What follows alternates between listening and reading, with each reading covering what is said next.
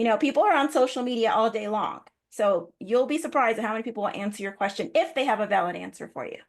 Okay, so it's always good to have those connections. Okay. All right, so let's move on. We're doing day 2 today.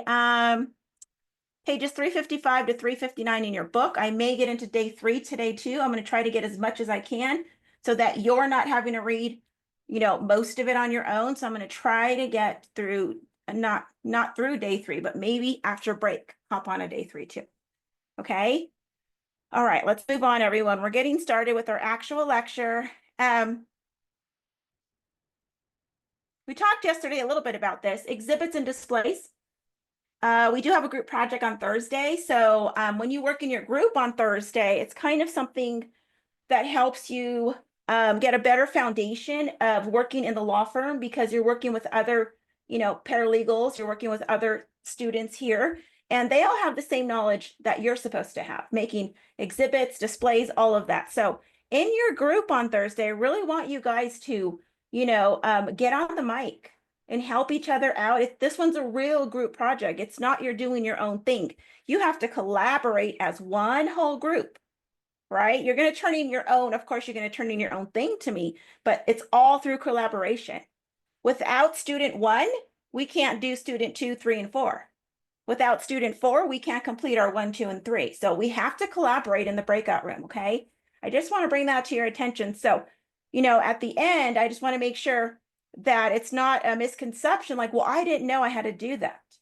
The group project for chapter 12 is from your book, and it's really, really self-explanatory. So one thing you really want to do in the group project on Thursday is everybody read the directions very, very carefully, because that's what I grade you on. As a paralegal, one of your biggest assignments is to do what? Read carefully, right? So let's read it carefully as a group and talk about it. And how are we going to do this? How is it all going to work out for us? All of that. Now, some of you want to present it before and all that. Well, we don't have access to that. We don't have the recording in there. We don't have share in there. So just a reminder on that. Okay. So we're not going to be able to present it. And besides, you can present it to the group. You don't have to have a screen. You can just use your voice and present it to them, right? Just to practice. So you can figure it out as a group. But I'm letting you know that I'm grading you mostly on working as a group. And I'm also grading you on your own, what you turned into me. And then I'm also going to grade you on following directions. What was your part? Okay. All right. So exhibits and displays, you'll see that on Thursday. So paralegals frequently prepare exhibits or displays to present at trial. Gilmore may wish to show the court a photograph, right, of Plaintiff Baranski's car taken after the accident occurred. Here's the photograph. How are you going to get that in as an exhibit, and how are you going to display that, right? He also wants to make a diagram of the intersection. Okay, now a lot of us are good at maybe drawing by hand.